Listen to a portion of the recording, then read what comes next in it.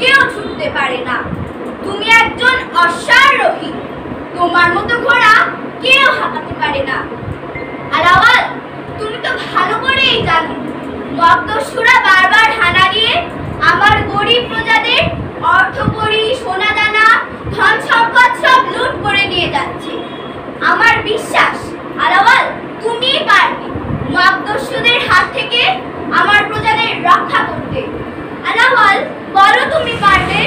আলাওয়াল, আলাওয়াল, তুমি তীরন্দাজ, তুমি অশ্বারোহী, বলো তুমি পারবে আলাওয়াল? কথা বলো আলাওয়াল।